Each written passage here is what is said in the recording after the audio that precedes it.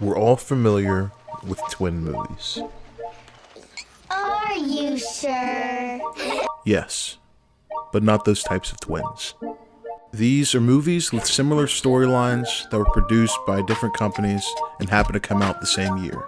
Examples of movies like these include Armageddon and Deep Impact, Friends with Benefits and No Strings Attached, and the most notable of all time, Ants and A Bug's Life. Netflix and Hulu's Fyre documentaries are a most recent example of this. These documentaries came out not only in the same year, but the same week. Now let's figure out which one's for you before the whole thing goes up in flames. If you had thousands of dollars to go on a trip to see Blink 182, that's on you. That is Darwinism at its finest. This American Pie Presents Mark Zuckerberg you see on your screen is Billy McFarland. With the help of a few employees, a couple models, and a jaw rule, the Fyre Festival was born. After months of planning, what was supposed to be the party of the decade became... No! What was that? Two homeless guys banging each other? I saw, but why? That's not magical. It's not romantic. That's your idea of romantic? No! There are other kinds of romances that happen under here. I don't want to see anything else like that. You know what? I'm out of here, because it's... While telling the same story, Netflix and Hulu's documentaries take different approaches when uncovering the botched Fyre Festival. Let's start with Hulu. In Hulu's documentary, it's pretty clear they're trying to sell us on an idea.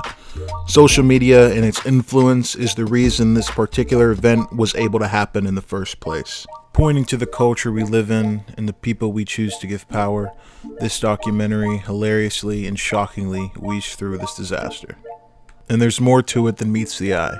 This is a legitimate true crime story. A clear advantage Hulu has in their documentary is involving Billy McFarland himself. In a sit-down interview, Billy dodges pretty much every question thrown at him, and the ones he answers just feel like lies. After all this time, seeing McFarland squirm while not providing any credible answers for why he believed this could work was daunting. This documentary does want to make you laugh and make you think about the impact social media is making on the current generation. If that commentary isn't something that bothers you, I'd say this documentary is an immediate watch. Now let's check in with Netflix. Netflix works their story a little differently, but to the same effect. Jerry Media, the marketing team behind the Fyre Festival, co-produced this doc, which is probably as questionable as it sounds. This documentary is largely told from the perspective of Billy's employees, the marketing team, investors, and island workers. Weaves stories of people who were bamboozled and people who were trying to protect McFarland. The most memorable testimonial I've seen in a documentary comes from this guy, Andy King. If you've seen the documentary, you know what I mean. If not, all you need to know is that this guy is a ride or die friend. Netflix's big advantage comes in the form of real-time footage as the festival rises and falls. As the festival develops, videographers are filming everything under the advisement of McFarland. In hindsight, putting himself under a microscope and giving us insight into the crazy step-by-step process probably was not the best idea. But it made for some good material and, well, this guy. Hulu and Netflix's documentaries both carry obvious similarities, but their differences are significant enough to make you excited to check out both stories.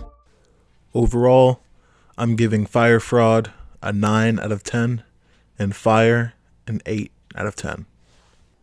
For more videos like this, subscribe to my YouTube channel and follow the links in the description. Thanks for watching.